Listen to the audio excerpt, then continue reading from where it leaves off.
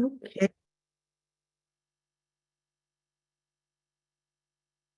okay. I think we'll go ahead and get started. I know folks are still trickling in. Welcome, everyone. Good morning. Welcome to our ELAC meeting this morning. Um, Great. Yes. So just walk through the virtual meeting protocols. These are pretty standard. Please make sure to mute yourself unless you're speaking or responding to a question. We definitely have some Q&A dedicated during this meeting, but also please feel free to use the chat to post questions at all. And please also don't hesitate to reach out to the CE team if you experience any technical difficulties during this session.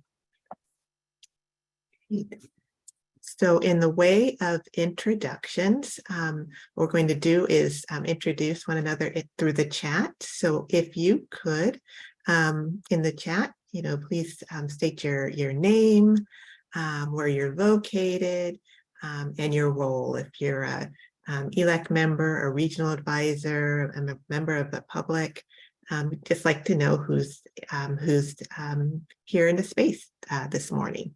So if everyone could take a moment and do that, that would be great.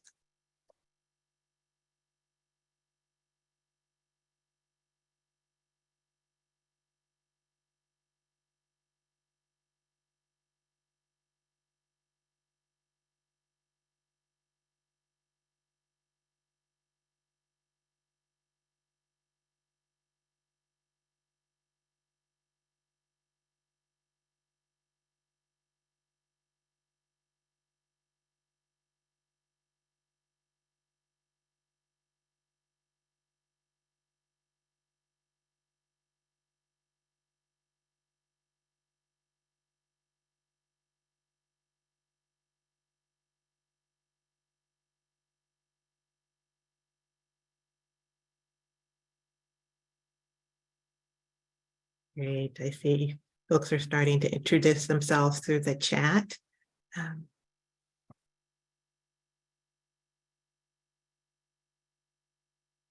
Wonderful to see so many people here this morning.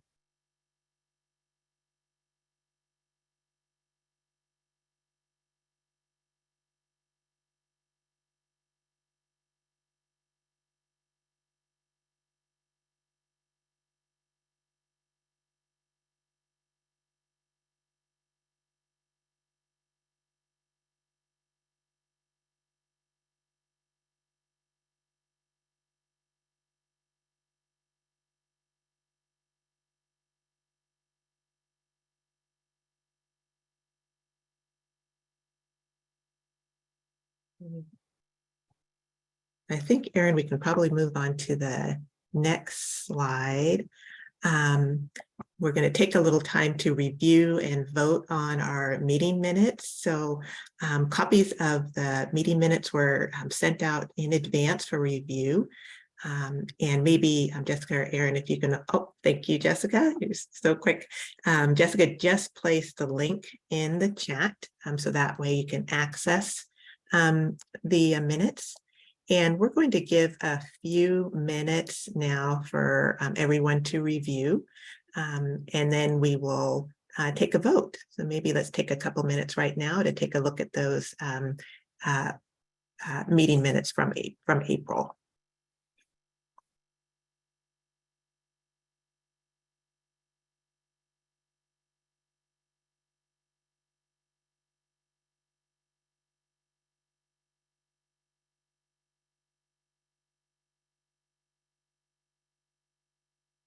And thank you, Jessica. It looks like Jessica put in the chat, it looks like there's a header that's incorrect, but these are the April meeting minutes that you are reviewing.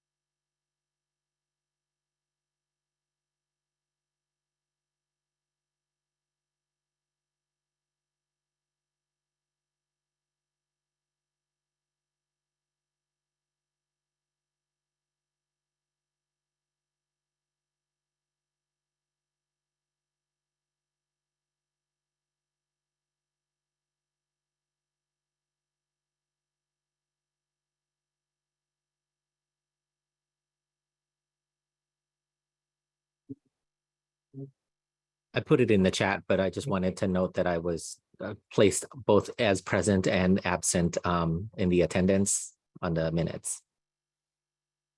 Thank you, Nietzsche. We'll make sure that those get correct, that gets corrected.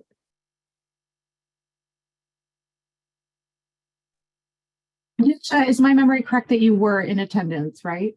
I was, yes. Yeah, okay. Thanks for catching that.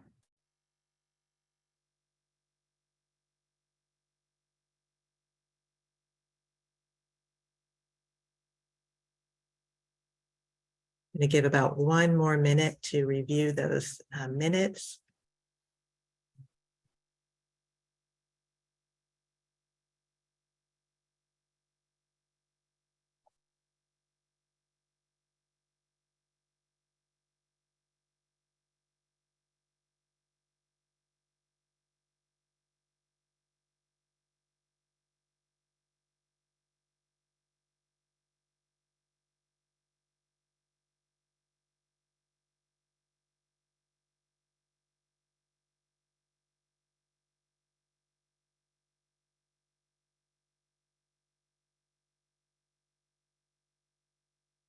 Okay, I just want to check in to see if there are any questions about the minutes or any other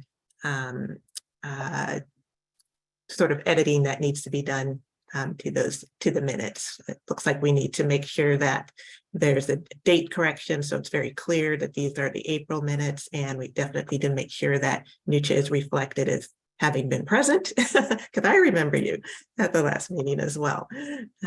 Any other questions or items that should be adjusted in those minutes before we take a vote?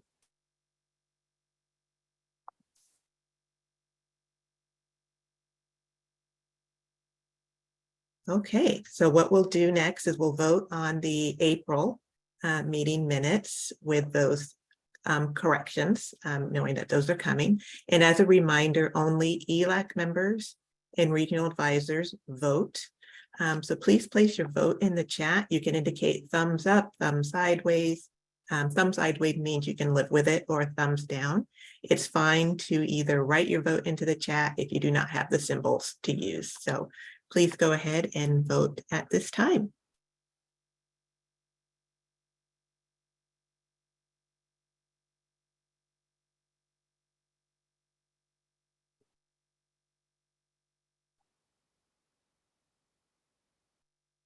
And Erin, maybe you can let me know when you feel the vote has been captured.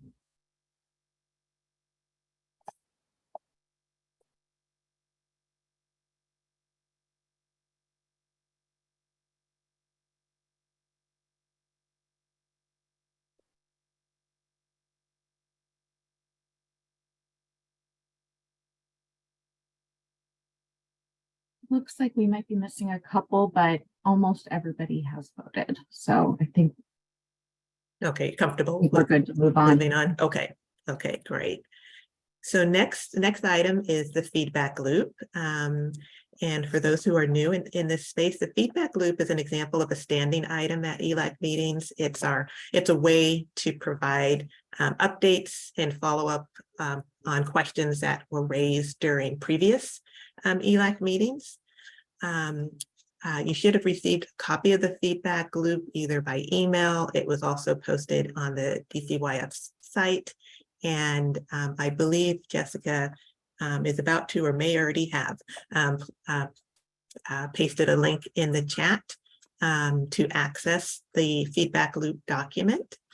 So if you can take a few minutes and take a look at that document, and then we'll kind of circle back and check to see if there are any questions related to the updates that are on that document.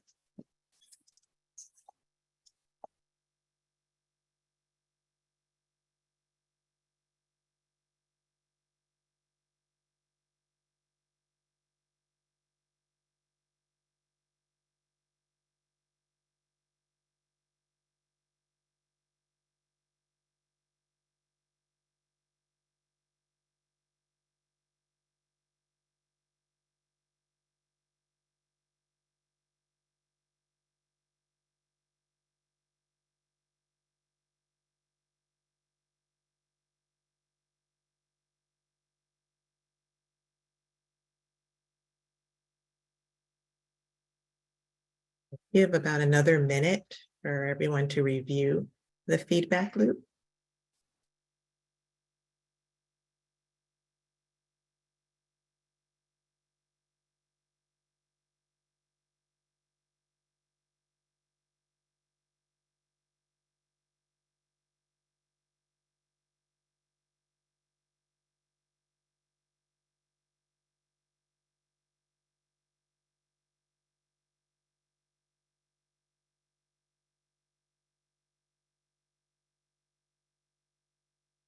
Okay, are there any questions, comments related to the feedback loop?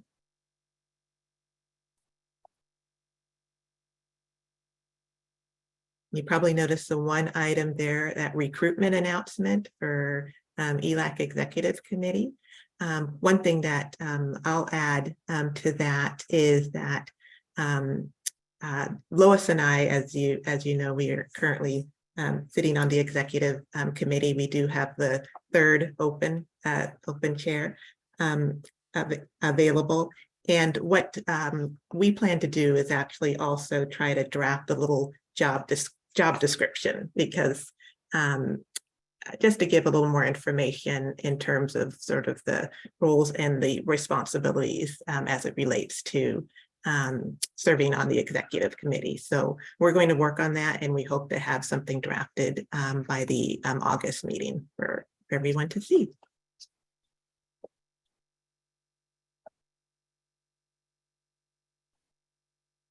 Great, so if there's no other things related to the feedback loop, we can move on to, great.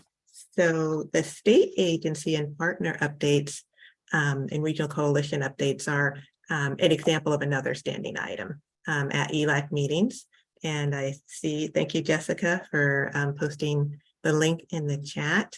And you'll find in that state agency partner update, you're going to find updates from DCYF. There are also updates from Department of Social and Health Services, OSPI, the Department of Health, and Department of Veterans Affairs.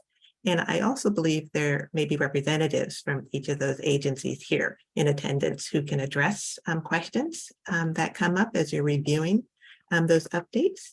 Maybe you can take a few minutes and take a look at those updates, and then kind of check in to see if folks have any questions or comments related to these updates.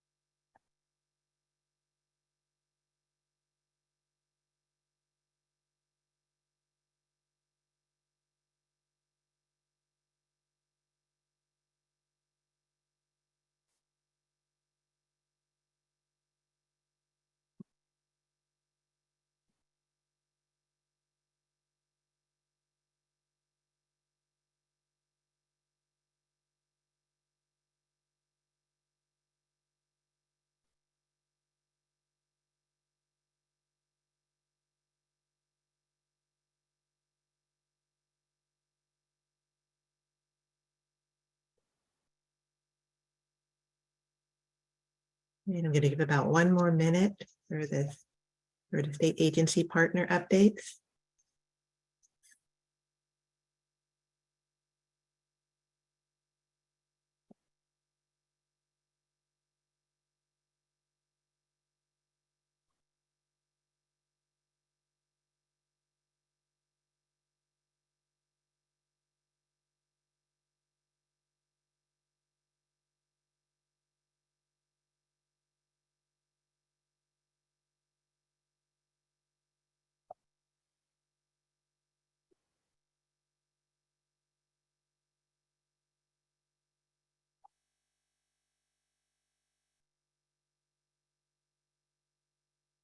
Okay, I just want to check in to see if there's any questions related to the state agency partner updates?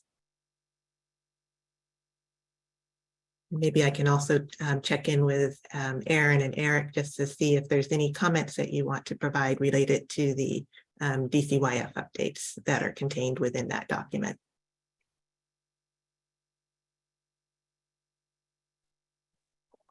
Hi, Enrique. No verbal updates to share other than what's contained in the document. We do appreciate any feedback from you all as to the topics that we're putting in those agency feedback boxes. It would be helpful, so we continue to hone and make sure we get the right updates over to you in a timely manner. So we appreciate any feedback there. Great, thank you, Eric. Okay, so if there's no additional comments or questions, we'll move on to the, we still have the regional coalition updates. So the regional coalition updates an example of another standing item at ELAC meetings, and this gives opportunity for the regions to share updates when they have them. This is another document that contains quite a bit of information. It looks like Jessica just put the link into the chat. We actually have representatives here from many of the regions. So as you're reviewing those updates, if you have questions, might be able to address them right here in this space. Also would like to invite, any of the regional advisors, if they have additional information or activities that are going on in their respective regions that they'd like to share with the group, to feel free to unmute and do so at this time.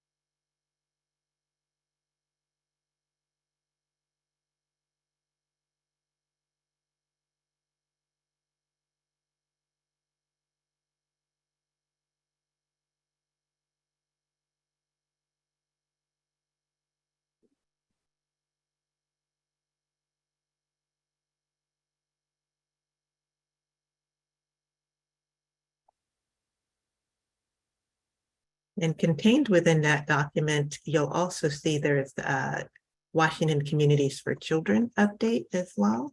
And I'm just going to check in with Colleen just to see if there's any thing you'd like to add as it relates to that particular update for the group.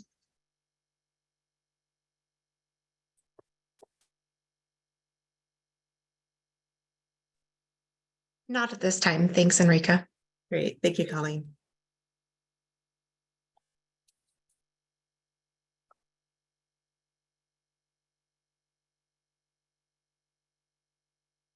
All right, so if there's no questions or comments related to those updates, we'll move on. We have, thank you, Jessica. We have an update related to the temporary licensing subcommittee. This is referred to in your handouts as the temporary licensing subcommittee tracker update. And this tracker includes the recommendations from the FSKA temporary licensing subcommittee recommendation report, which was submitted in November 2022. This is a living document. It'll be updated and shared during each ELAC meeting as a way to track progress and next steps throughout the year. So more information will be shared as it becomes available. Also, based on member request, the tracker has been added to the ELAC webpage as a standalone link for easier access. So as you're reviewing the tracker, you can see the broad categories of translation, interpretation, language access, transparency and trust, overregulation, and compensation and provider supports.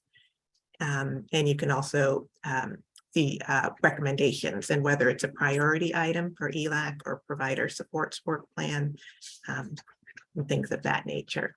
So I'll just give everyone an opportunity to take a look at that tracker and see if there are any comments or questions that either put Eric and Aaron on the spot a little bit, but I'm thinking it might be maybe the best folks to be able to field some questions if they come up as it relates to the tracker.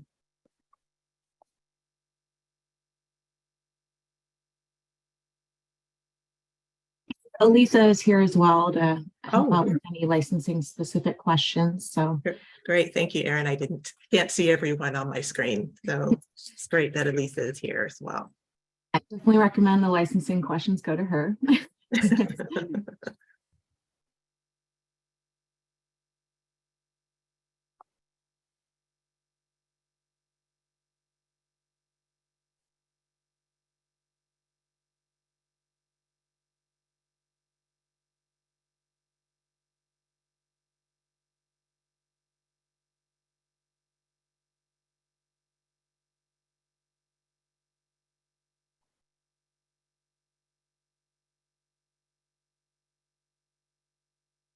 And I'm just going to give a few minutes for this because I recognize there's a lot of content in the tracker.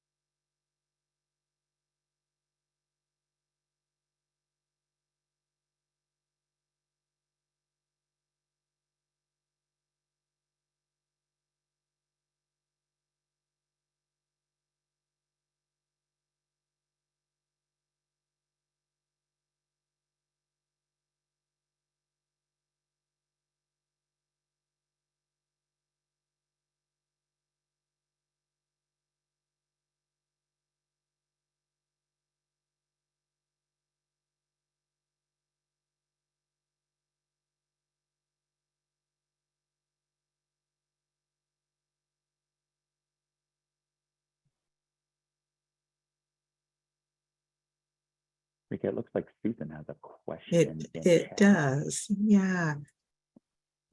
Susan, would you be comfortable unmuting and sharing more? And it's great that Alisa is here as well. Oh, yeah, sure.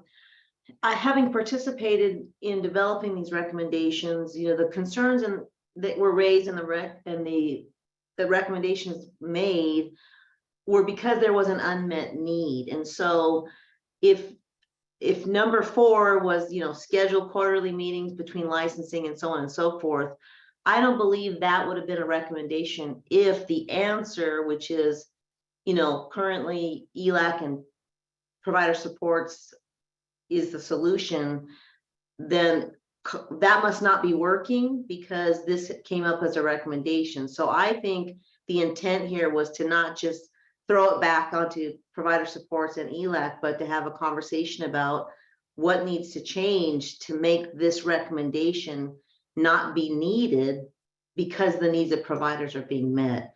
So I personally, even though they say yes and it's being handled, I don't think that's true. And maybe the recommendation didn't really reflect what the actual need or request was. So that was my point in the comments section, to share with folks. That's my interpretation. I could be wrong, but I can't imagine that it would have been a recommendation if there wasn't a need that ELAC and PS isn't fulfilling. Thank you, Susan, for providing additional context to that feedback that you put in the chat. That is incredibly helpful when you're raising a really great point. What are others? Yeah. What are others thinking about that?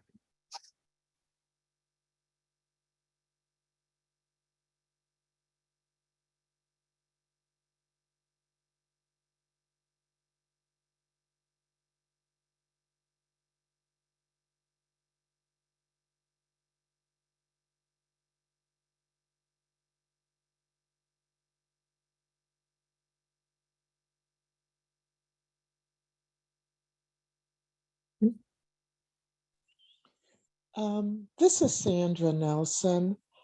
Um, I agree with Susan as a member of provider support. We heard a lot of comments from providers who felt that they had no way to ask questions or just communicate with licensing and powers that be at DCYF. And in the current transitional period that most of us are in, we are so short-staffed, we can't take time out during the day to attend meetings.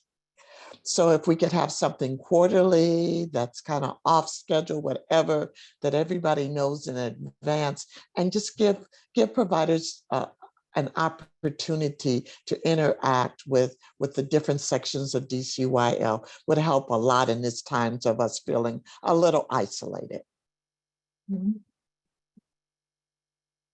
Thank you, Sandra, for sharing that. In trying to create those opportunities for providers to connect with, as you said, the powers that be is incredibly important. And and I also see Colleen has made a comment in the chat that's agreeing with Susan's feedback. To add to that, I think for me, one of the biggest issues is that, you can invite providers to a space like this, ELAC, but as those of us who are members or regular attendees know, it's not necessarily a space for open dialogue. And historically, there have been a lot of folks that share that they don't feel like they were heard or that any action was actually taken from the feedback that was given. And so I think we have to recognize the power that is at play in this space and how providers feel like they can actually actively engage and communicate in a safe manner with those who, there's going to be challenges and things like that, obviously, especially when you're talking about licensing and regulation and all those kinds of things. But I really do think that there are other spaces where providers feel better supported to actually voice how they're feeling and what they're thinking in a safe manner. And I don't think that that space is this space. And that's why, something different, whether that's something new that's created or somewhere else, needs to be called out. But if we're going to say that ELAC and provider supports actually achieve either of those things, I think that's not correct in the experience of providers. And that comes from, I myself am a provider, but I also host many provider spaces. And that is a very, very consistent theme.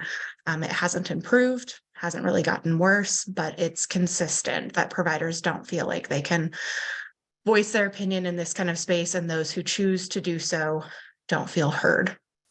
I just want to make sure I'm taking notes that reflect this feedback. Thank you so much, by the way, everyone, for sharing this feedback. This is helpful. So what I'm hearing is that on number 4, you guys are hoping that we go further with that and expand this beyond the space of ELAC and provider supports and provide perhaps quarterly meetings that maybe in the evening, more easily accessible time frame, and just have a more open, public, accessible format for these quarterly meetings. Is that what I'm hearing?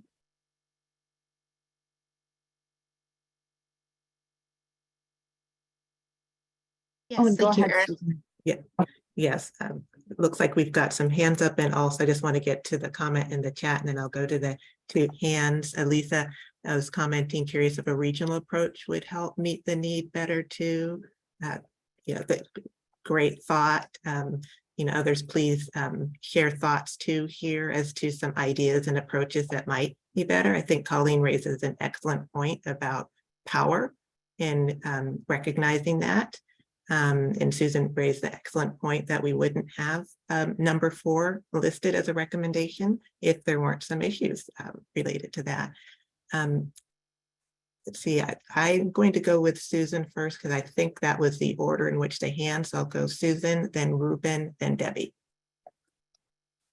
Thanks, Enrica. I think this is a good example of one of the concerns that I was trying to convey when I was communicating with Aaron and Eric a while back, of making sure that the tracker was made public so that even though it's not being updated in real time, we could see it and refer to it whenever we needed to. But this is an example of where DCYF staff said a solution was found to this recommendation without having actually engaged with the provider community, which lends to why that's under the transparency and trust section of the recommendations. And so I'm wondering if there is also another way that this work should be approached that isn't where DCYF does all their work and then reports back to us what's done. And then we haven't had an opportunity to weigh in on anything before a decision was made. So I just feel like maybe this approach to even the recommendations in the tracker could be improved. Thank you. Thank you, Susan. That suggestion that perhaps we need to take a look and consider different approaches to this work. Ruben. Yeah. Thanks, Eric, and good morning, everyone. Ruben Rees, and I'm the interim assistant secretary for the licensing division, and I'm just looking at this number 4 topic, and my senior management team and I actually met with SEIU and the union on this specific topic a few weeks ago, and kind of outlined, there's the laws and the policies when it comes to CPS, what information we can share with the providers who may not be the alleged subject of an investigation. So there's just definitely different rules and laws and WACs that we have to follow when conducting a CPS investigation in licensed childcare. And I think that was helpful for them. I think a lot of people, are not aware of all the, some of the laws around CPS investigations, especially in licensed childcare. So more than happy to bring in my senior management team and have discussions on this. I will tell you what I told them a couple weeks ago.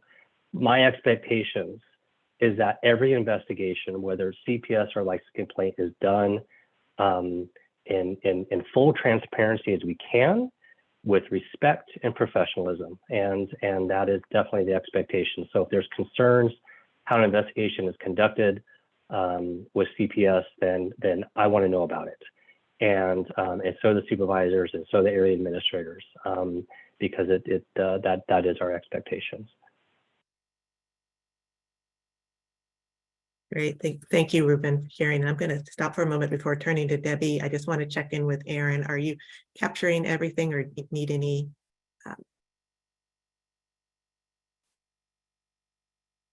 Think so. Okay. Yeah. From both ends, probably both Aaron and I are hopefully grabbing everything out. Okay, because it feels like the limited time that we have here, but it's clear that more time is needed for this. For question number 4. So I just want to make sure that all the notes are being captured, so everyone's able to take a look at those and continue the conversation beyond this meeting. Debbie. Hi, good morning. Thank you. I just wanted to add, I guess, a few more comments related to the regional perspective and, being part of a regional coalition in Southwest Washington, really what I'm hearing from providers. And I think that, I think it's important that we have communication and build relationships within, all of the structures that we have available. But the feedback that I hear from providers that we work with in the community really is they want to, they're going to be more comfortable and they're more transparent about the things that are working for them or not with existing relationships and partnerships that they have in the community. And I just think that it's, came up on this call or on this meeting. And I think it is unrealistic, I guess, to expect that at a state agency level, reaching into the community, that you're going to be able to get the kind of conversation and feedback that you really hope to get without actually coming from the community up to you. And I think with the regional coalitions and a lot of the partnerships that we have, that's possible. But I just think that we have to allow the community to do what it does best. And I think what we do best is we have partnerships, we have relationships, we build trust with people in a way that it's just not reasonably, I mean, because we all live together, right, in the same community, and we know each other, and we have opportunities to do that on a regular basis. So it's not to disparage anybody else, but I think we're missing an opportunity when we're not looking at that as a way to really get the kind of feedback we want that can have an impact on the services that are offered. So I just wanted to share that. Thank you, Debbie, for sharing that regional perspective and the just the importance of having community voice, being able to inform what is happening at the state level and starting from community and moving up to the state. And I think that goes back to also what something Susan was saying, is that there needs to be opportunity for that to happen. And how can we work in order to ensure that we're allowing the community to do what community does very well. I definitely want to be respectful of time. I have a feeling I've probably missed some questions in the chat. I want to go back and check, and maybe Eric, if you can help me if I've missed anything. No, chat. You've been actually keeping up. Okay, yeah. Good. Yeah. Just want to check. So it's very clear that more time needs to be spent with recommendation number 4. I'll do a final check-in with Erin. Do you feel like you've captured everything? You don't have any needs for clarification? I think we're good. You're good. Okay. Yeah, and we can also kind of touch base on it in our planning call, but I think we've got it. Okay, great. And I just want to do one final check-in. Any final comments, questions before we sort of transition to our next agenda item?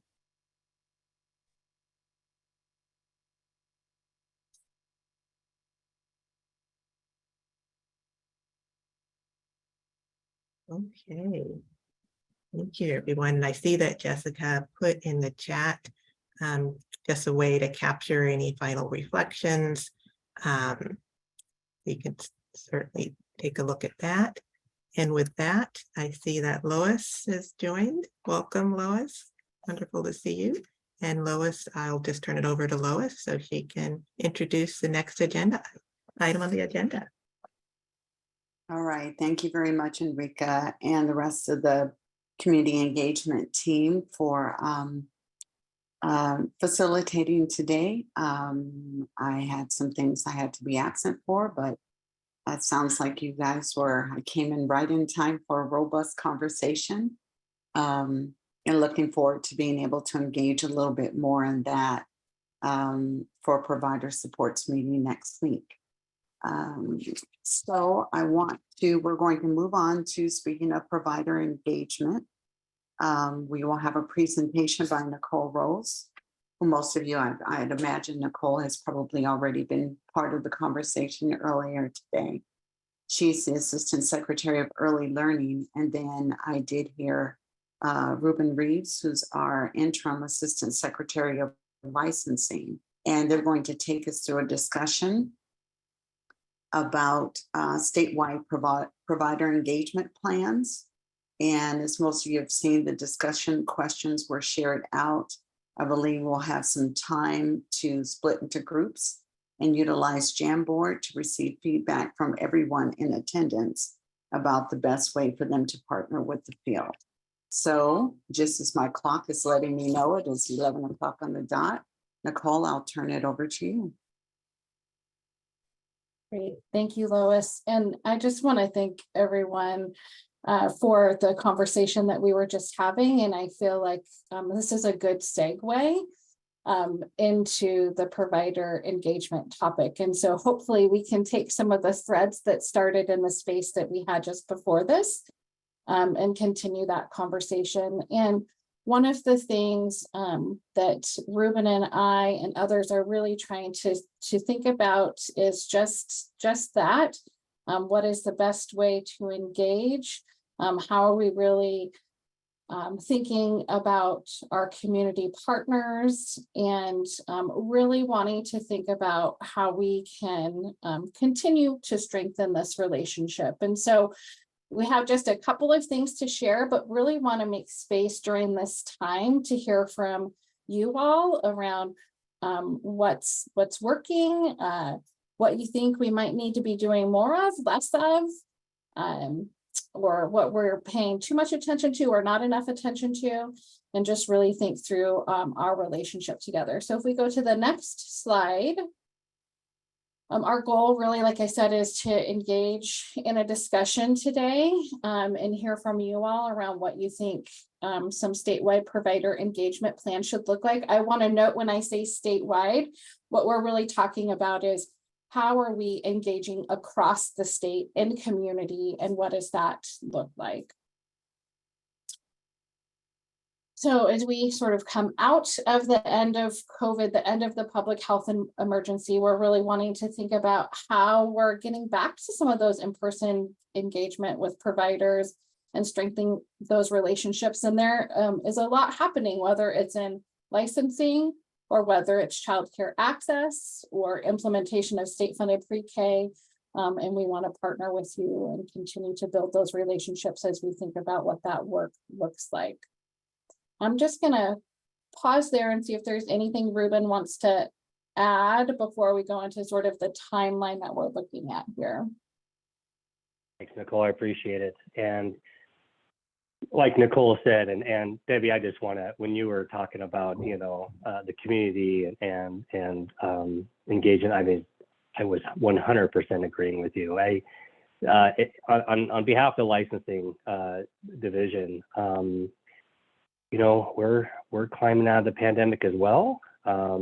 We are part of the federal requirements, as you know, is doing monitoring visits, which we have been doing a lot of those virtually in the last 2 or 3 years. So because of the state of emergency has lifted, we are required to go back in the field and do these in-person monitoring visits. So licensing staff are required on July 1st.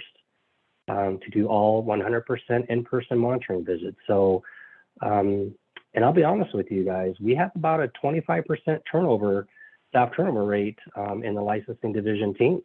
And so we have some licensors that this will be new to them going out into the field. So what a great opportunity to develop these relationships with our providers. There will be new licensors coming out that some of our providers have never seen in person. And we just want to make sure that we are developing these relationships, engaging with providers as we make these in-person monitoring visits starting in July, and have a plan forward, and love to hear your feedback. Thanks, Nicole. Thanks, Ruben. And so here's sort of the timeline that we're thinking about, or that we're already in, because it is June 6th, which is a little bit hard to believe, but we've started doing some initial information gathering. We're really going to dive into some more information gathering today, and then want to think about and talk with you all about what some of that collaborative planning would look like moving forward. I know that recommendation on the TLS was really focusing on licensing, but as we think about the early learning division as well, we want to really think about how we can lean into some of those quarterly meetings or things like that moving forward also. And then hopefully starting in July, we'll have a proposed plan for outreach and engagement. So if you want to go to the next slide. So as we've been going through information gathering, we've been working with our partners, and some of you all may have had some conversations with them, but we're really just wanting to hear providers' perspectives. What's your reality? What are you wanting in thinking about an engagement approach? What are the priorities that you all are facing right now? and what are the needs that you have. And so want to be really hear from you all and be thought partners in this together. Like I said, there is a lot of exciting things happening, and there's the reality of the day-to-day as well. And so just really wanting to hear from you all about how we can best engage moving forward. And we have a little bit of a choice point here. I also want to acknowledge that there's some questions in the chat. One of the things we can do is, and Eric, I'm not sure if you want to confirm this or not, if we want to have a larger group conversation and we have a Jamboard, or we can go into smaller groups. I really leave it up to you all around what is going to feel best to you all and what would be most useful. Because I think we can probably take about 20-25 minutes or so in small groups, or we're happy to have a large group conversation as well. So these are the questions, and it sounds like you all received these in advance. So I'll pause there, and Eric, I'll let you jump in. Yeah, thanks, Nicole. Yeah, you all actually have the choice here. We know that you do typically like to do these in larger groups, but if you'd like to do small breakout rooms and spend the rest of the time in a little more intimate setting, then we are totally prepared to be able to pivot and put you in there. Once you have the actual Jamboard link open, then while you're in the rooms, you should have the opportunity to just kind of capture a lot of that discussion into those individual Jamboards. And I think afterward, we can come back as a group. So maybe with a indication of thumbs up, would you all like to go into the smaller groups?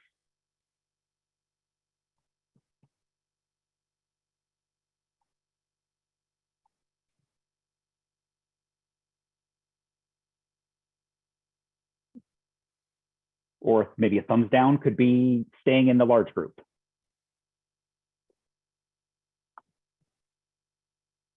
Yes, Lois, please.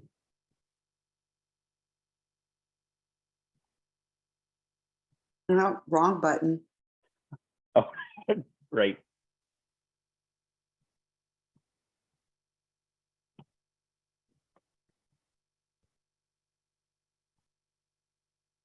Well, I hate to spend a whole lot of time just getting this decided, but it looks like a majority would prefer the smaller breakout rooms. Why don't we send you into small groups, take the opportunity to engage in a more intimate setting, and then we'll make sure that we identify this next time if you want to stay large or go into the smaller groups. So with that, and Nicole, unless you have anything to add, we'll let Jess send you off into the rooms, and we'll see you in 25 minutes. So Eric, before we do, if everyone please grab the Jamboard link before we transition so that you have access to that, because it will not be in your chat once we move into the breakout room. So please click on it so it's on your screen. Thank you, Eric. Thank you, Lois.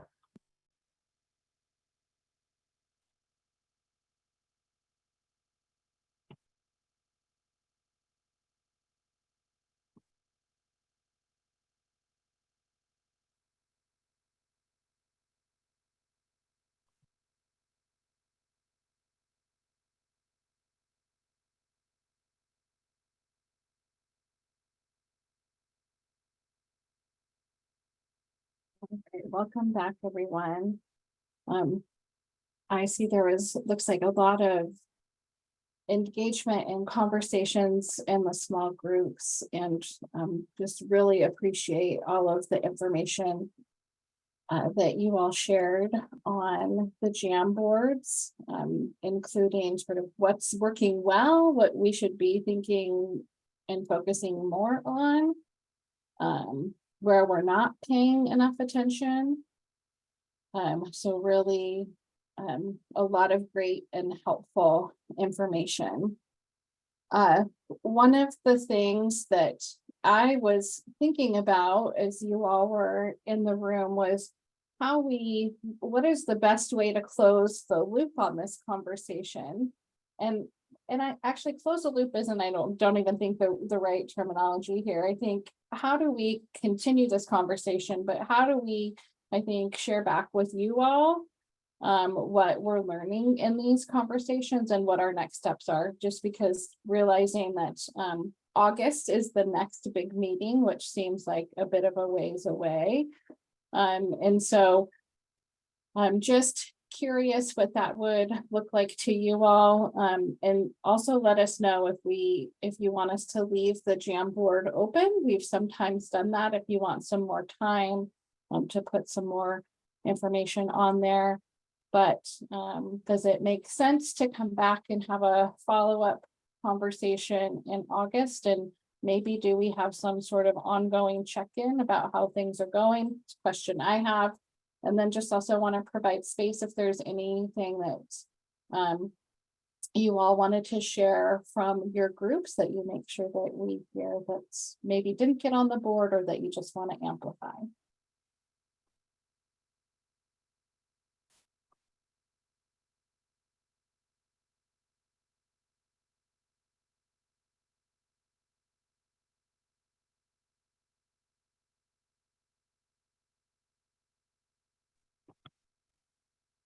Maybe- Cole, I think that leaving the Jamboard open would be a good idea. I know in our group, we were only able to make it to number 3. And we have plans to be able to go back in to add more to the last 3 questions. So I think that would be a good idea.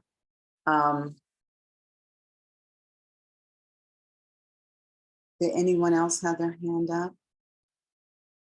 Looks like Sandra has her hand up. Lois.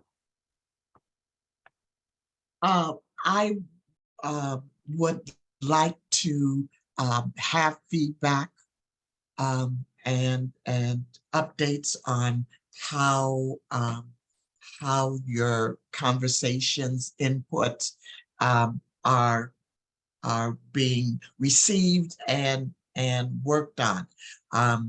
I was trying to think of a platform where you could get to everyone, and I'm not sure if that's possible, but at least if you start with ELAC, at least we know we can kind of dial in, call in, and hear those updates, but definitely would like to hear some feedback from you guys. Thanks, Sandra.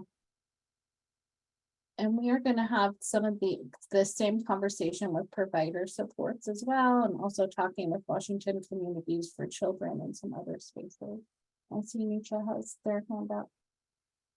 Thank you. I'm going to lean into my role as infant early childhood mental health representative a little bit for ELAC.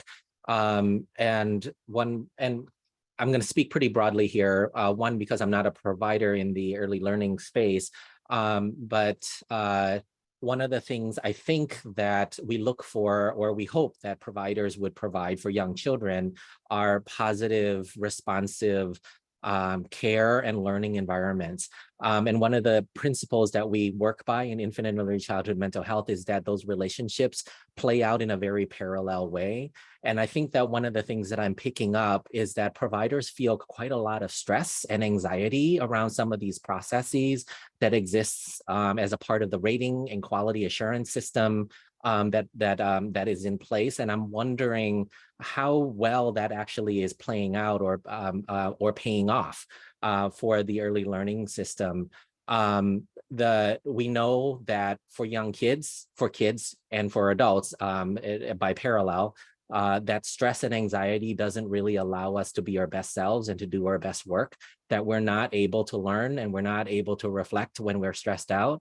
And so how is this, how is the process contributing to the level of stress and the level of anxiety and the level of trauma that that providers might be feeling, so that they can that we can maybe think a little differently around the relationship-based work and aspects and foundations of the work that we do with young kids.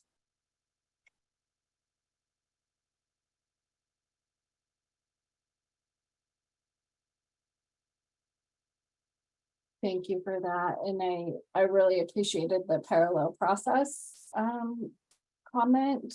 And I think on the early achievers ratings piece, I'm hopeful that some of the changes that were recently made where providers are able to work with your coaches and send in their video highlights has reduced some of that stress, but would, would really want to hear from providers about whether they think that the revised system is working to really, I think, provide some different opportunities to see the environments and hopefully take away some of the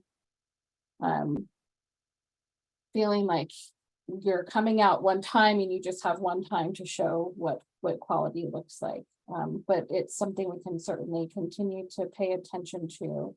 And I see that on both, we see some comments there, both on the quality side and the monitoring side as well. And so Ruben, I don't know if there's anything you want to add around licensing to that.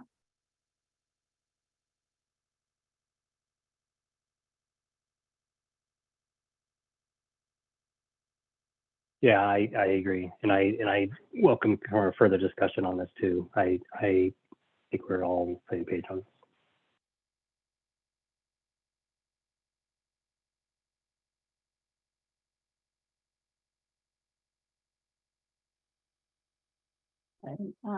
I want to be respectful of time. I think we might be a little bit over time and folks are scheduled for a break. So just checking in. Lois, I see you're off mute. I was just going to see if we are taking a 15-minute break until 12. Just wanted to see if anyone had anything to add before we move there, and to also thank you and Ruben for being here today, and even coming to the group for this feedback.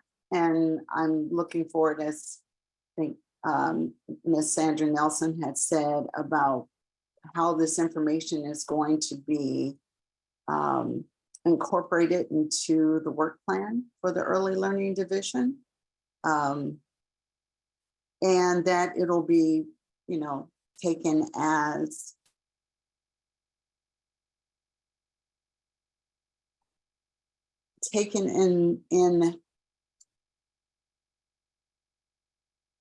taken by those who read it as constructive feedback, and not something personal against the staff who work hard for a very large bureaucratic organization. I appreciate that, Lois. For one, I want to say in reading the feedback, I'm so appreciative for it, because it's information that's telling us about everyone's experience that we need to listen to. And so I appreciate the time that you all spent having those conversations today. And before you all go, Lois, sorry, I was trying to get my hand raise function to operate, but I don't think as a host I can do that. Ruben would actually like to answer your question on vaccination. So if you all have another minute or two, Ruben would like to maybe provide you with an update. Ruben, are you still around? I am, thanks, Eric, and sorry for taking away the break time. But Lois, I felt like I needed to provide a little bit more clarification and transparency around the question, and provide an update on this. So on May 11th, Governor Inslee rescinded the requirement for all state employees to be vaccinated with the state of emergency lifted, and that happened on May 11th. As most of you know, most of our DCYF staff are represented employees, the majority of our, especially our field staff. So, we have a CBA, they have a union, obviously, and part of that CBA contract did include language that under conditions of employment, they need to be fully vaccinated. And so, although the governor rescinded it, the union is looking at it right now because it's currently in the contract and doing somewhat of a bargaining and have to possibly amend it. So Lois, when I said at this time, yes, all staff that work in DCYF are fully vaccinated. That doesn't mean in the future, and I don't know what the future lies. It could be You know, again, it's part of the union. But at some point, we will be able to hire staff, represented staff, without having the COVID vaccination. I So- just don't know when that will be, Lois.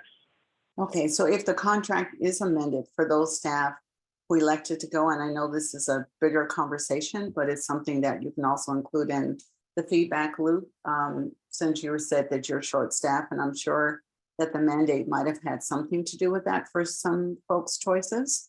So it'd be interesting to see what the department is going to do, because you may have some folk that are seasoned that may or may not be interested in returning, but I'm just curious if there is any thought to that in those former employees. So, but I also Yeah. know the longer, deeper conversation. So want to give folk a chance to have a little break.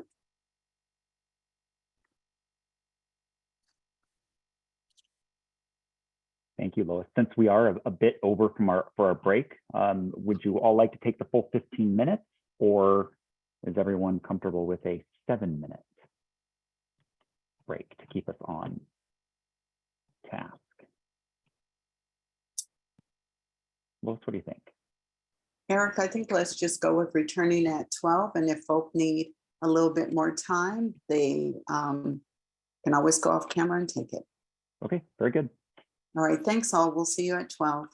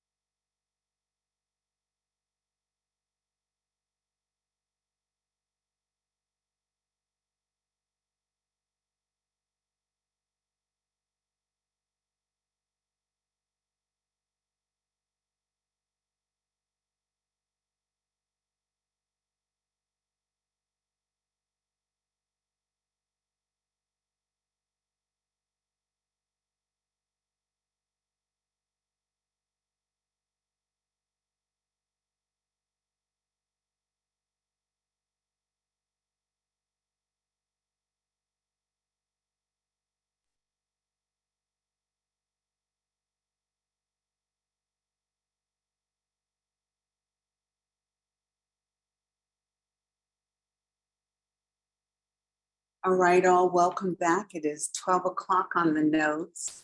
We're going to move into our segment on the early learning updates. And we just want to remind everyone that during the presentation, please be sure and type your questions or comments into the chat box. And once the presentation is over, or whenever the presenter feels it's a good time, they'll address those questions. So now we're going to hear again from Nicole Rose, as well as the Preschool Development Grant Administrator, Tracy Kennedy, and the Federal Initiatives and Collaboration Administrator, which is a new title for Matt Judge. And they're going to provide some early learning updates as well as feedback on engagement for the Preschool Development Grant Workforce Planning Grant projects and the renewal grant application. So we'll have a chance to weigh in on that. There are some discussion questions that I believe we will have a chance to break into groups, but I'll have Eric confirm that or not, or if we're going to do that as a whole. So Nicole, I'm assuming you're leading the conversation on this, and I'll let you introduce your team members. Thanks, Lois. So I just want to preface this conversation by saying that Matt and Tracy are going to focus in on some of the work that's happening as a result of the preschool development grant. But as they're talking about this, just want to acknowledge that there's other work happening related to this. And a big piece of this is the cost of care, quality care rate model work that's happening, as well as the child care access and living wage proviso that was recently passed. And so, and that's something that we'll be bringing back to this group to get your input on how we move forward as it relates to the child care access and living wage. So just to say that there are a suite of things happening that we're trying to draw the bright line through, and Matt and Tracy are going to focus in on some of those things today. So I'm going to turn it over to Matt and Tracy.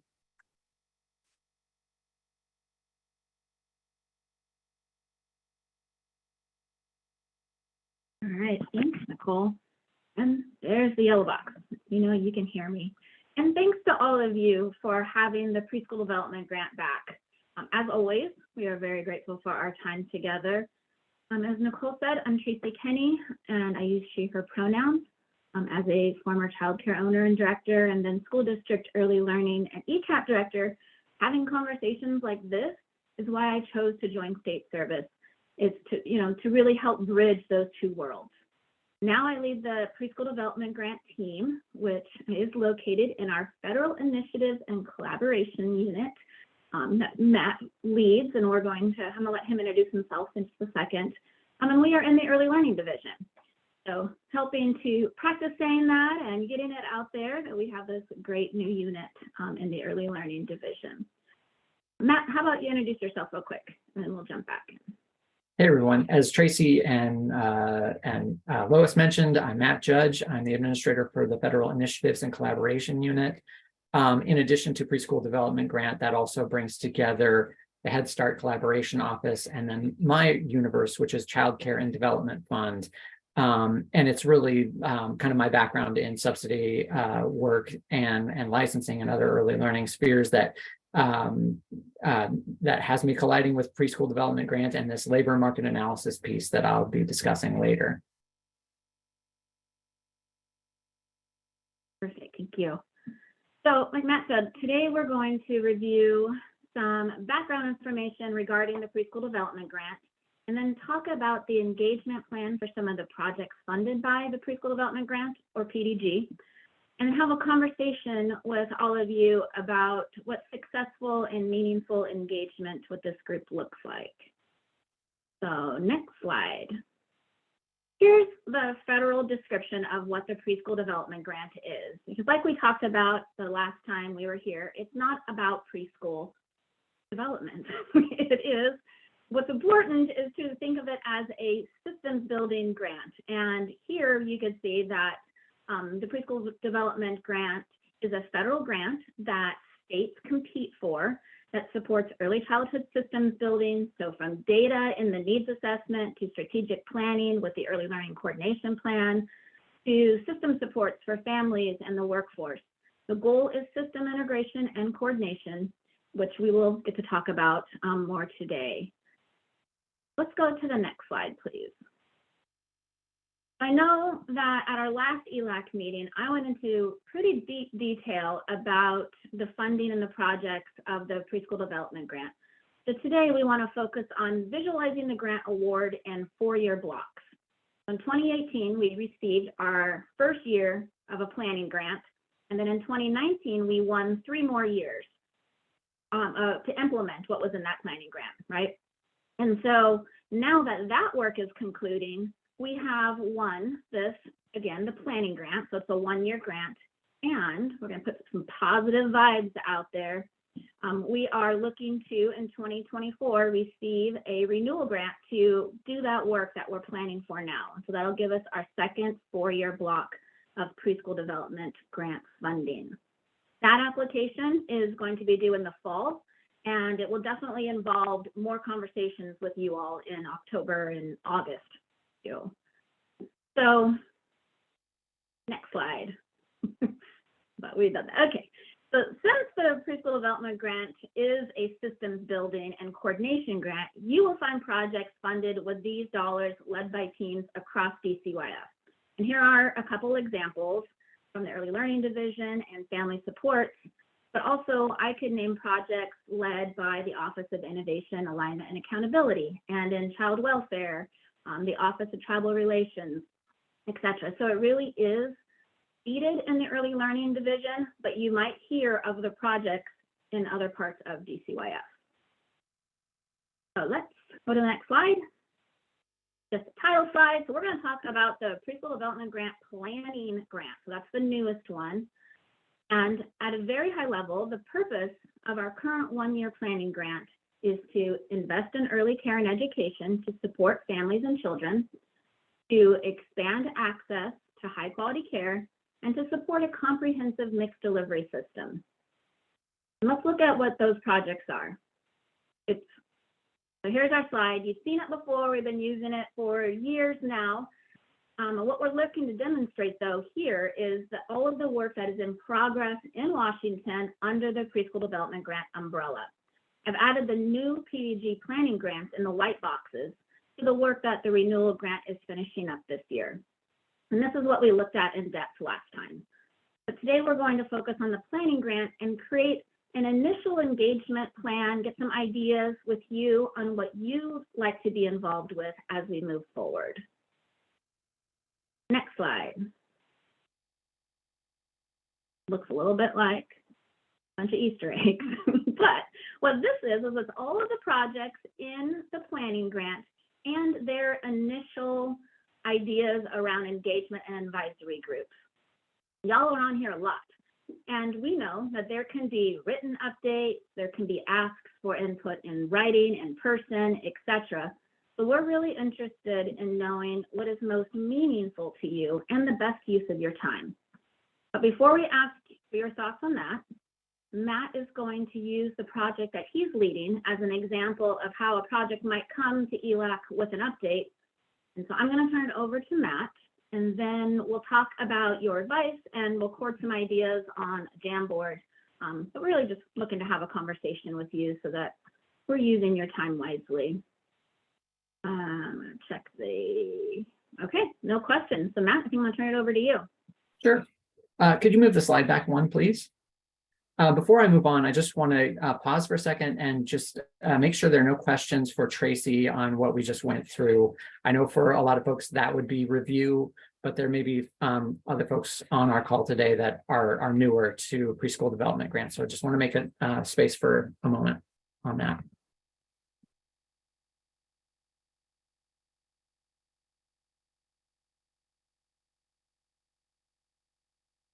Great.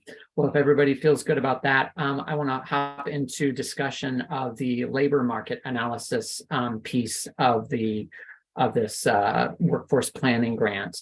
And really, I want to first kind of lay the background for what this work is, and tie it into some of the discussion that Nicole Rose started us off with around the universal early care and education proviso that was in the last budget, and a bunch of other projects. And I think that if you were wondering, how does this fit into all the other kinds of work that's going on around workforce related issues in early care and education, that would be completely understandable. And my goal here before I dive into asking for your feedback is to make sure that I've sort of laid the framework and given you the background. So last year, as you'll recall, the Child Care Collaborative Task Force did a lot of really important work around a cost estimation model and a report to the legislature recommending that they adopt it for the basis of setting subsidy rates. But there were other important recommendations in that report, and we heard loud and clear from the participants in those groups that they wanted to see the state develop solutions for the entire workforce, not just those providers that are able to accept subsidies. And of course, we heard that message. Certainly, DCYF has an obvious lever through the subsidy program, but when the preschool development grant, workforce planning grant opportunity became available, there was a section of it that created a clear avenue for us to address those other recommendations, or at least some of them from the Child Care Collaborative Task Force, particularly those around living wage and benefits for the workforce beyond just the subsidy system. And so really, we saw a way to do both preschool development grant work and work addressing the Child Care Collaborative Task Force at the same time. And then, as you know, we were in the process of applying and being accepted for the workforce planning grant. DCYF and advocates and the legislature were working on the early care and education, universal early care and education proviso. And I think that proviso and the idea for universal early care and education is the perfect umbrella to slot all of this work under. It has, really two main facets. We've got making sure that the entire workforce has living wage and benefits. And then on the other side of that proviso is that families are able to access early care and education, spending no more than 7% of their income. And if we met those requirements, we'd really be arriving at a universal early care and education system.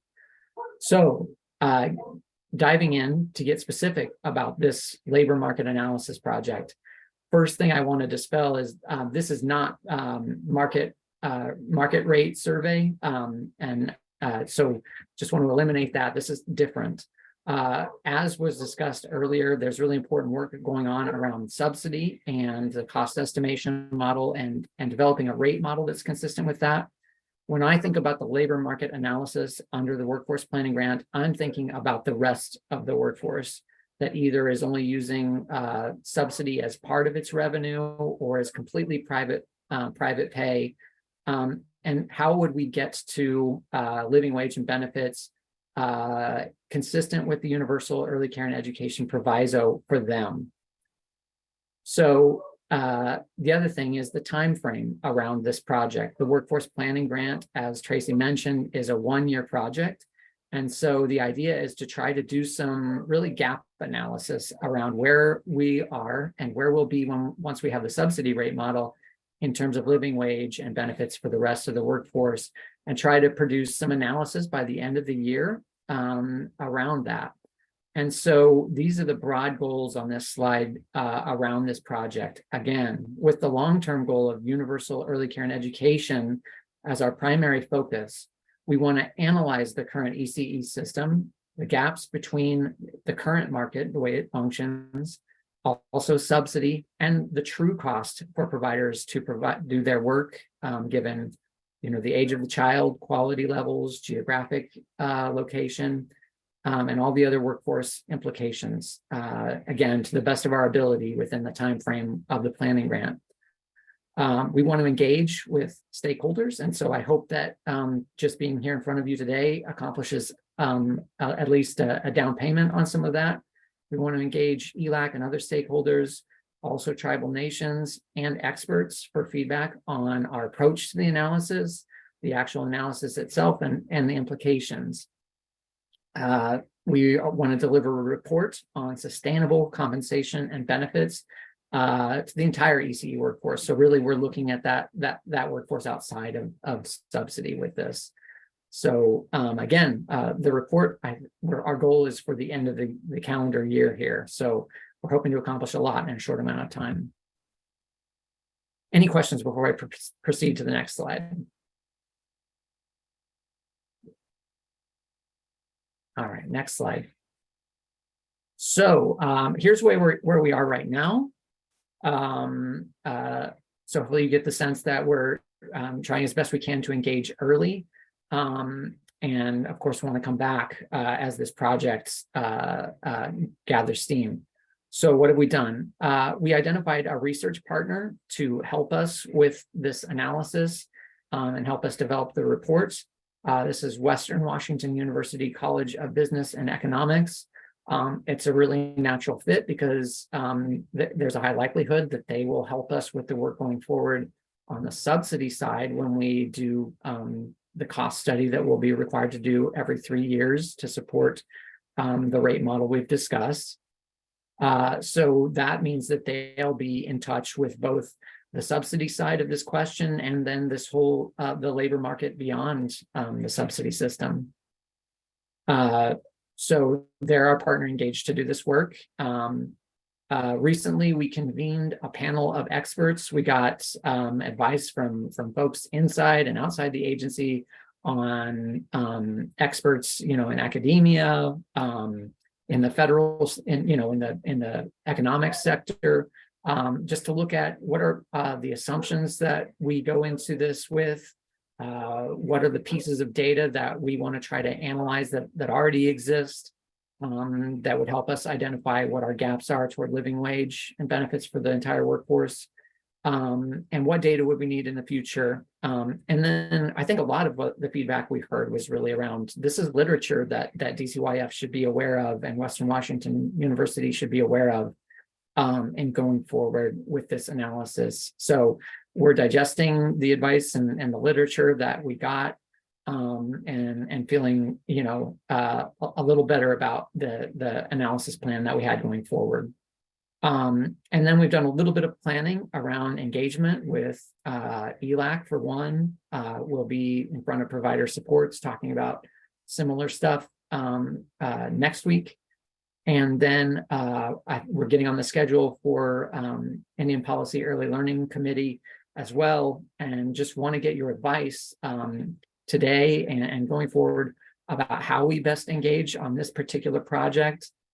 And I guess this, we're also just here today trying to use my project to illustrate how this kind of goes down in terms of people from various disciplines and different divisions within DCYF that have projects under the PDG Preschool Development Grant umbrella, that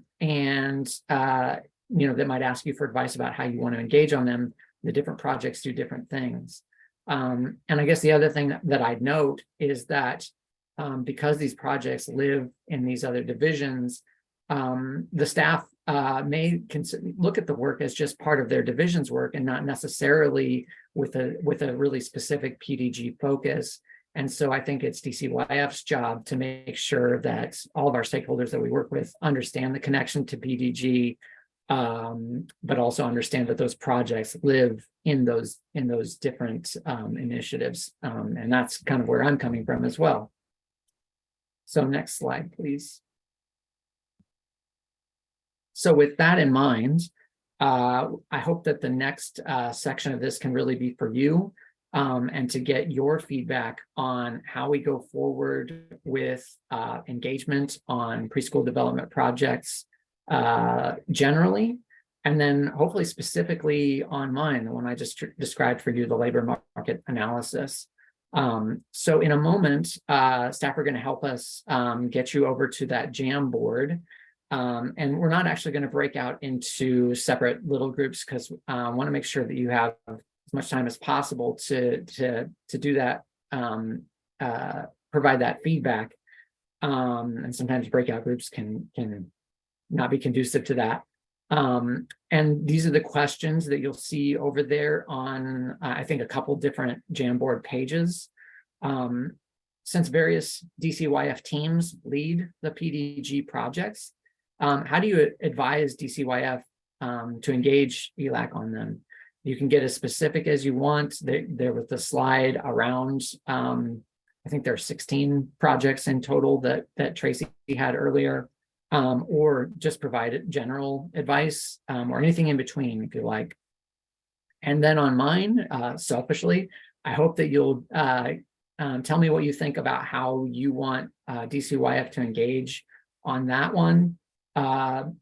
You know, the natural approach that occurs to me is to provide y'all with written status updates between, you know, while we're doing the analysis of the data sources and bringing together our ideas, and then come back to you with a draft report summarizing that analysis and providing the narrative and maybe some recommendations that stem from it, to really get your input on, you know, whether our analysis rings true to you, whether the recommendations that flow from it make sense to you. But we don't have to do it that way. So I'm totally open to your advice about coming back to this group at whatever frequency you think is appropriate for my project. So look forward to any advice you have there. And then, as Tracy mentioned, the PDG grant is really a 4-year process. So we've so far talked about my project that's within the planning grant, that's the 1 year. But we are coming up to another preschool development grants, renewal grants. The announcement just went out to state agencies that is going to be available. And so we really want to make sure that we're doing, you know, robust engagement with ELAC and other stakeholders the way y'all define it when we do that work. So we'd really love to have your feedback and thoughts about how that's gone in the past, if you were a part of that experience, and what you'd like to see happen in the future. So before I turn it over to time to jump on the Jamboard, Tracy, is there anything you would add there? And I see a hand, sorry, I missed that earlier. Hi, Matt, just if you could, because we do have some new members on, can you just kind of briefly share with them what we did in the past or what the agency did around the renewal process, just so that they have an idea, since you're asking them how to engage, but just so they know what usually happens. Either you or Tracy. Yeah, I'm nodding because I know Tracy is better equipped to do that. Yeah, sure thing. So we have, for the renewal, we have, for both renewals, we have a little bit of a base, right? So we have a planning grant of questions that we came up from either community members or the needs assessment, and took those and turned them into the planning grant. And so then we can move that forward. What we're planning for this year is a little bit more of a process based on what we know, because we know more now. We've already been through this for 4 years, and so we have a theory of change, and we have, you know, metrics that we've used in the past. And so what we'd like to do is come back and say, based on what we know, what do y'all think about this proposal, or what is your proposal based on the parameters? And so that's what we're building now, is how we can come to ELAC and our other partners and say, based on this, what's a good next step? And some of that will be determined by what we learned this year, you know, as it should be, based on the data that we are collecting. So, so it really, I think, would be a light overview come August, and then a lot more detail as we move forward.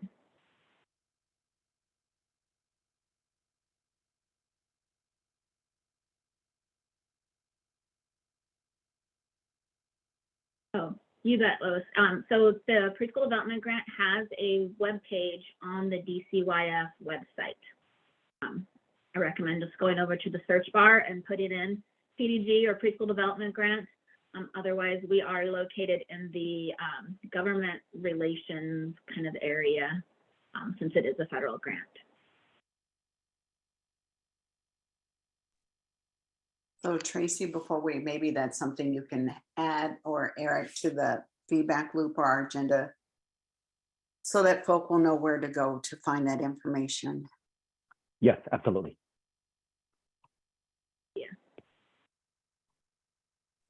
Amy's got the link in Thanks, chat. Amy. Thanks, Amy. Oh, good. Thanks, Be on Amy. it. You beat me. Good work. And Matt and Tracy, how long would you like members to spend on the Jamboard? 15, 20 minutes? We have more time than I thought we would. I thought we would be right up against it. What do you say, Tracy, 15 minutes? What, or does the group, how much time do y'all want? Great question. Lois, I saw your hand raised, I think. No, that was me applauding Amy. Thank you for putting that in the chat. And why don't we, I want to see, would like to see thumbs up from the participants, maybe go until a quarter till, since we're working individually. And then come back together. ELAC members, does that sound? I see thumbs up.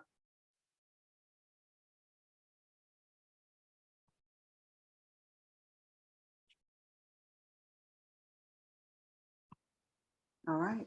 Great. And if We'll come back. y'all feel interrupted in any way too, we can always just budget a little more time.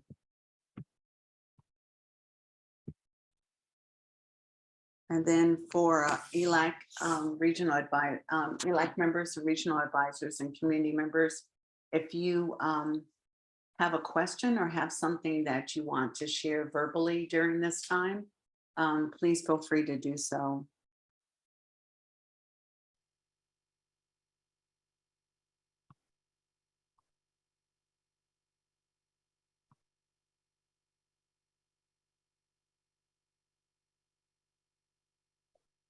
Thanks for saying that, Lois. Please feel free to say something verbally. I also know that technology can be a barrier.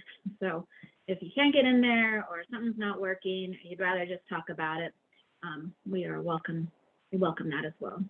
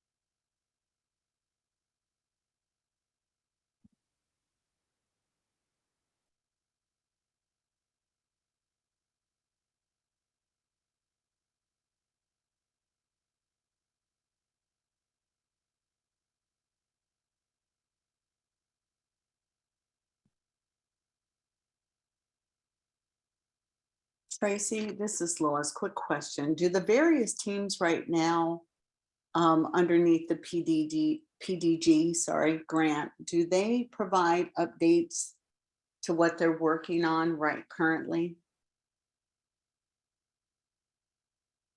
That is a little bit of yes and no, because the preschool development grant is a funding source, and so if we think of like OIA's data integration project, like we are one funding stream that is braided into that. So sometimes we would, in early learning, those topics, absolutely. But there would be other more technical things that, you would hear about it, but not necessarily see PDG attached to it. And that's something like what Matt was saying about, we're trying to paint that line a little clearer now so that you can see this is a PDG funded activity as well. Yeah, So there's a possibility that you could add links to that work as you describe how the funding is used on that webpage.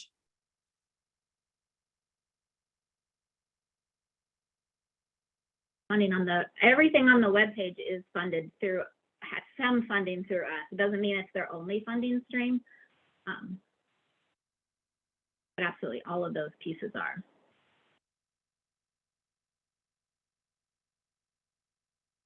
I guess that's my wonder too, Lois, and everyone, is just to what extent is viewing this through the PDG lens useful to ELAC versus just looking at it like, oh, here's an initiative that's coming, to us from that sort of professional development world. So, I think we want to be responsive to whatever approach it works best for y'all.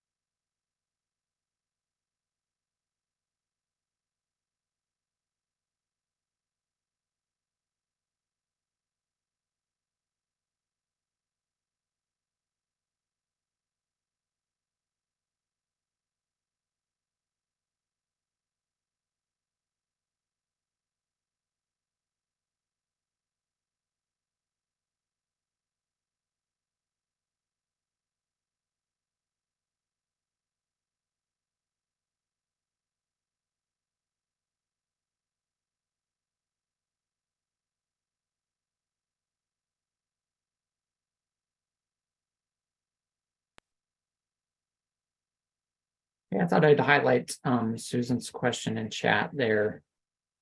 Tracy, I can give my outside or kind of newbie to PDG perspective, but I want to give you a chance to.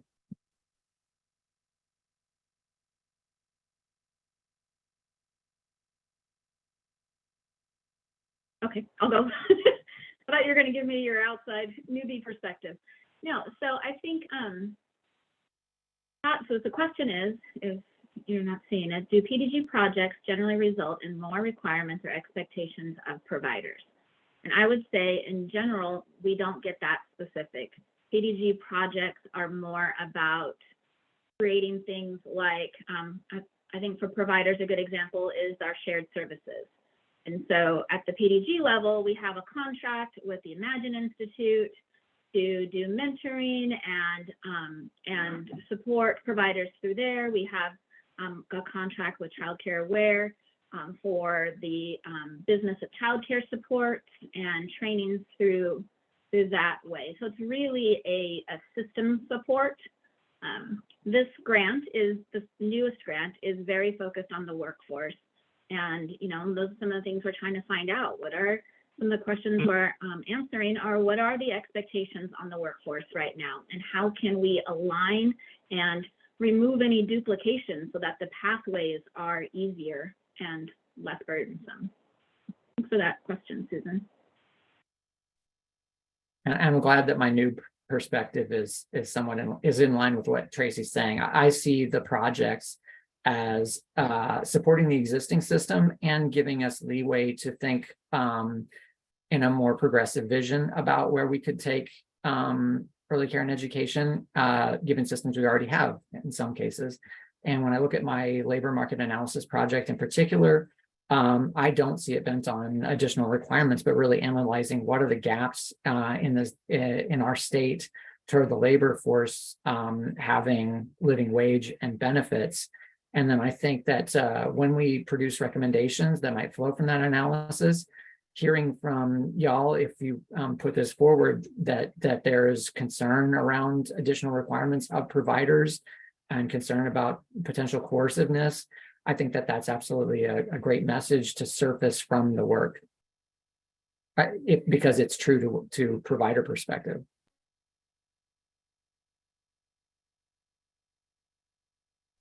So this is Susan. So along those lines, Tracy, when you have systems of improvements like the thing you mentioned at Imagine Institute, how do you measure the success of those things, and what do you do with the information that you learn from the measuring of the impacts of those supports? Great question. I saw that on a sticky too. So one of the things I really appreciate about the way that the federal grant officers set up this grant is that it comes with a requirement to do an evaluation. So we have an evaluation team that sits in the office, the OIAA. We all know what that is at this point. And that team's job is to evaluate all of the different projects and create a theory of change or logic model and see how it's going along on the goals that they establish. And so then we use that information and we do all kinds of things with it to inform the best next steps, depending on what the project is. You know, and one of our projects is the update to the comprehensive needs assessment. And so it brings together all of that evaluation based on the early learning coordination plan structure of the 5 areas of our outcomes, and puts it all in one place. And so that's one way that's helpful. But we use that data in all kinds of different ways to make decisions, to you know, stop doing things, to do more, find where the gaps are. So it's I think what's comforting to know is that it is being collected. Is being put into a report. We can all access it, and there are evaluative briefs, which is a mouthful of a title, for the renewal grant listed on our webpage that you can read. And those are pages that the evaluation team created with the different project leads and put them all together for us. I really recommend taking a look at those, and we'll do those again next year. So there's no evaluation on the user end then, or from the users? It's all internal? There is, no, there is. Oh, okay. Take a look, they're all different, yeah. They're all different, and we absolutely use the qualitative data and the user end. It just depends on what the project is. That's the tricky part with so many, right? So it just depends on which one you're looking at. Okay, thank you. Welcome.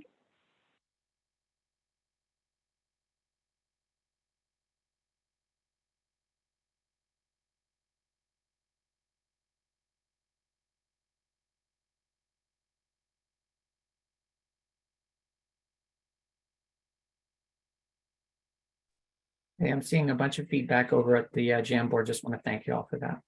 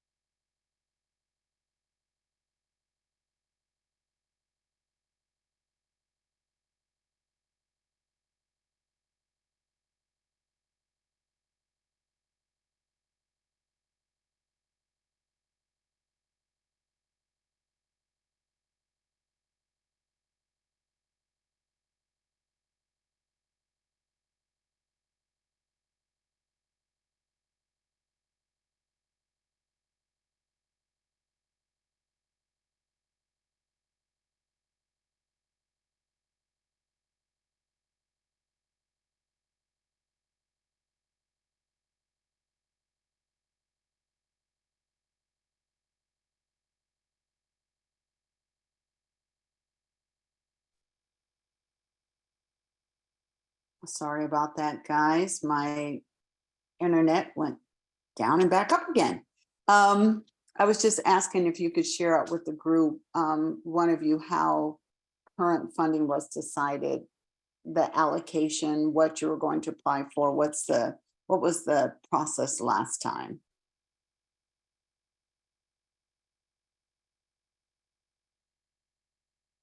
You mean in the planning grant or the process last time for the renewal grants, or both? Yes, both. Okay. This last time, there are lots of things that go into it. One of them is how much time we have and how much money we have available to ask for. It is a competitive grant, so we have to follow the metrics, have all of those, and then we align it with what we know. We've been doing the preschool development grant projects for 4 years. Some of them were ready to go deeper, you know, and I could use Help Me Grow as an example. They've spent 4 years building the system, but there were places where they needed to put in some more time and plan something a little more. Or actually, let's use Play and Learn. So we use Play and Learn. What they discovered over their 4 years is that developmental assessments don't really align with the cultural values of immigrant, migrant, and our Native American children in that area, which is like the Yakima area. And so they wanted to take some time to go deeper and figure out and work with the communities and with the parents a way to do that, so that the important assessment gets done and children and families have what they need, and it's done in a way that is culturally appropriate. And so that's one example of taking all of that data and all of that information that we've invested in and taking it to the next level and making it better. And so that's part of what went into it. And with a 1-year grant with, $4 million compared to what we were working with, which is closer to 11.5 million, it wasn't a lot. And so we went through all of the data from the evaluations and said, what are the big research questions? And there was a focus on the workforce. That is a federal focus. We all know that the workforce is in crisis. And so where those projects came from is from the data and the crisis that we're in, and what we've invested in to date. And what we hope to do for the renewal grant is have a little, because it is a larger grant again, is take again what we've learned and take the projects that we have been working on in the planning grant and say, what is the next step for Washington? What do children, families, and the workforce need as the next step based on this trajectory of where we've been? And, and again, it's a competitive grant, so there are some areas that we talked about last time that we have to do. Like, we'll have to do something for data collection and a needs assessment update. We'll have to do something around strategic planning. Those are the two foundational pieces of all preschool development grant projects or grants. And so then from there, there'll also be a bucket that focuses on families, and there'll be a focus on the workforce, and then there'll be a focus on SLOS and implementation, quality kinds of activities. And that could look like getting our data systems up and those amazing dashboards that the team's been doing, to get data out into communities. And we've been working on that for 4 years. So it's a lot of different ways. And that's why I think it's a whole nother meeting for us to come and sit with y'all and walk through the steps and really get your input on what you think some of our decision points are.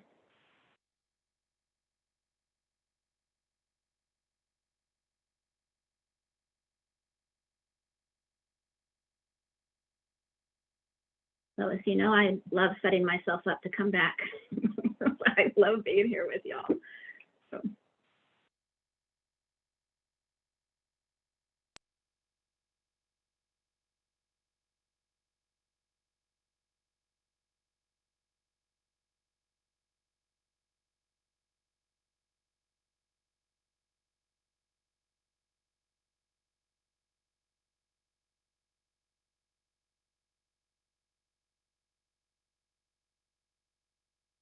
Just checking in. I know we have a little bit more time. Well, it's 12:45. Maybe we can come back together now. And I will Tracy or Matt? I know Nicole had to jump off. If one of you wants to wrap up this piece.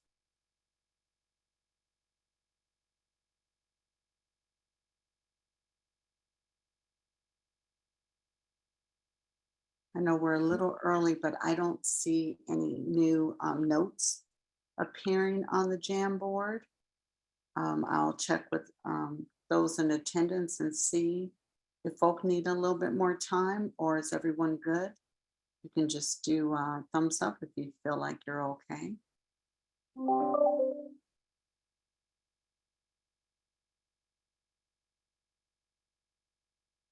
All right, thank you all. I see lots of thumbs going up. Jessica has dropped our Survey Monkey into the chat box. Matt, Tracy, do you have anything you want to add before I turn the next piece over to Enrica? So I don't want to express like an opinion about any of the feedback I got because I appreciate it all. Just want to say I saw the recommendation on the question around the labor market analysis about comparing notes with City of Seattle about their work and engagement. So yeah, that sounds like it's always, I always like to talk to people who've been there, done that, and get a sense of how that went down. So thank you for that. And then there were a couple pieces there about make sure you're coordinating with the cost of care rate model work that's happening. So just so you know, I'm directly involved. I'll be in the meetings with the co-design group. Jason Remike is the stone cold expert from DCYF's perspective on the subsidy system, but I'll be bringing the broader perspective, I hope, also the perspective around the labor market analysis and sort of that world beyond subsidy. And I will say that some of the PDG funding that is supporting my work is also supporting the work that's happening there on the rate model. So just all that to say that we really are thinking about this as one project under the early care and education universal proviso sort of banner, and connecting it all up as much as possible.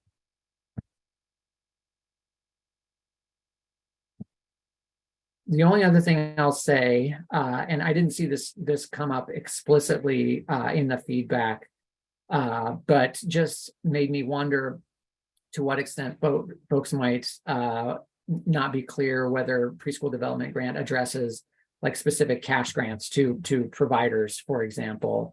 And I'll give my new perspective, which is that not necessarily and not in practice to date. Although it can support work around those that might be funded in other ways. Tracy, is there anything you'd say to that? I like to grab those foundational questions and make sure I address those. Yes, to date, we haven't put out grants to providers or anything like that because it is systems building. And it's competitive. So you are correct.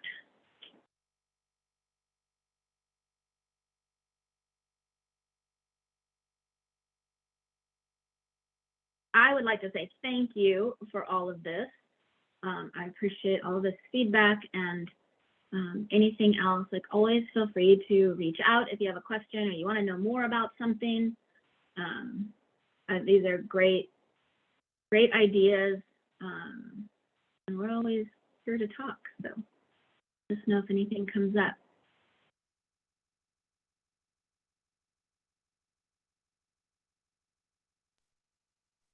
All right, thank you both very much. Enrica? Great, thank you, Lois, and thank you again, Tracy and Matt. And it looks like we might be able to wrap up a few minutes early today. So Jessica just placed in the chat little Mentimeter, so that way we can sort of get a sense of how each of you felt your time was used today. So if you could take a moment and provide some feedback, that would be greatly appreciated. I'll give everyone, excuse me, I'll give everyone a minute just to be able to access the link and to provide feedback through the Mentimeter.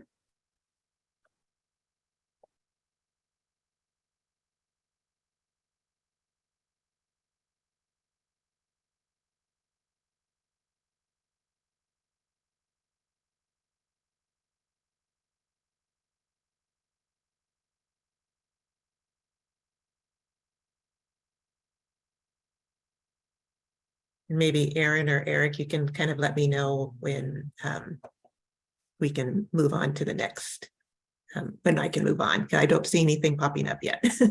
Yep, that's what I was going to say. Usually Okay. when you Okay. know.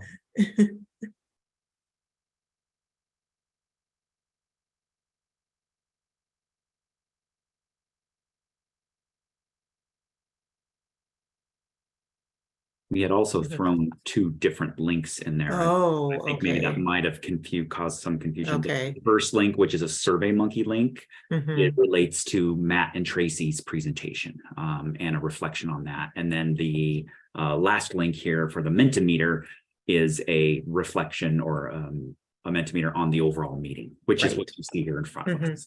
Right. So maybe they're doing both. Yes. And the SurveyMonkey does remain open after the meeting. So if members are able to prioritize the Mentimeter, that would be great. Great.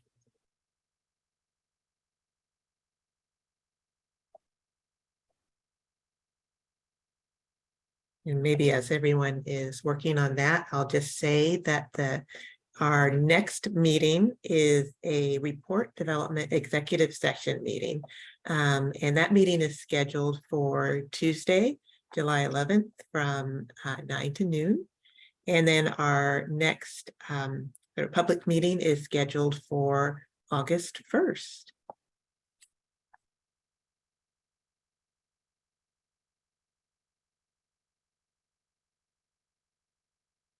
Let's see, and Eric, are you starting to see some feedback on the Mentimeter now?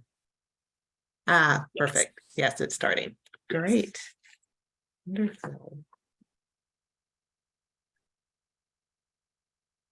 Yes, well, again, thank you everyone for taking the time to come together and have these really important conversations. I don't know, Lois, if you wanted to say anything else before we let folks go and enjoy the rest of their day.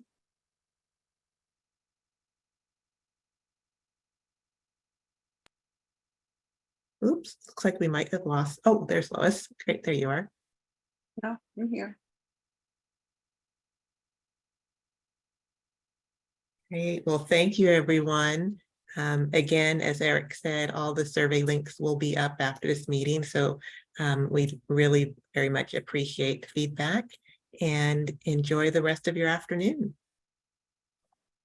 All right. Thank you, everyone. Thanks, everyone.